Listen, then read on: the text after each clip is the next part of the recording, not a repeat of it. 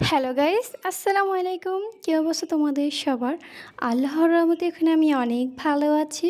Welcome to my daily blog. তো আজকে ব্লগে তোমাদের সাথে শেয়ার করে ফেলতেছি তালের রস কিভাবে তোমরা খুব তাড়াতাড়ি নিতে পারবা ওই স্টেপটাই। তো চলো তোমাদের সাথে সেটাই শেয়ার করে ফেলি। তো আমাদের দিকে তেমন একটা বেশি তাল মানে বড় তাল কালো তালগুলো পাওয়া যায় না, অন্য গ্রামে পাওয়া যায়। তবে যেগুলো পাওয়া যায় এগুলো একদম ছোট ছোট বেত তাল বলে না কী তাল বলে।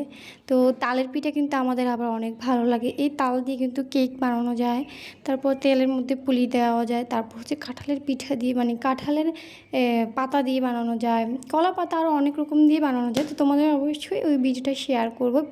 তো আমি হচ্ছে এই একটা তাল দিয়ে একটা কেক বানাবো, ওইটা অবশ্যই অবশ্যই তোমাদের সাথে শেয়ার করব। তো আমি হচ্ছে এখানে তাল থেকে মানে চামড়াগুলো ফেলে দিয়েছি। এখন এই তিনটা মাথা মানে তিনটা কোষ নিয়ে এখন নিব এরকম একটা গ্রাইন্ডারের সাহায্যে আমি এই তালের রসগুলো নিব। এভাবে করে নিলে কিন্তু খুব তাড়াতাড়ি হয়।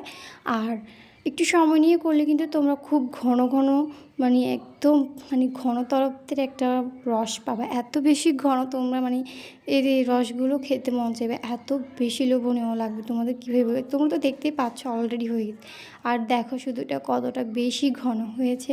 তো তালের মধ্যে আর পানি দেওয়া লাগে না, এইভাবেই হয়ে যায়। আর তেমন একটা বেশি ঝামেলাও লাগে না, তালের রস নেওয়া একটা ঝামেলা আমার মনে হয়। তো আজকের মতন এখানে তোমরা এই টিপটা কিন্তু অবশ্যই অবশ্যই অবশ্যই অবশ্যই ট্রাই করবা। এরকম একটা ঘষণের সাহায্যে আমাদের কিন্তু এখানে প্রায় তিনটা মাথারই নেওয়া হয়ে গেছে, আরও আছে। তারপরে ওগুলো আর একটু চেড়ে নিলে হচ্ছে আরও বের হবে। আমাদের এই গ্রামে মানে আমাদের এইদিকে সবাই কিন্তু তালের পিঠা খেতে অনেক বেশি পছন্দ করে। এই সিজন তো তালেরই, তাই না? তো আজকের মতন এখানে সবাই ভালো থাকবেন, সুস্থ থাকবেন। খুদা হাফেজ।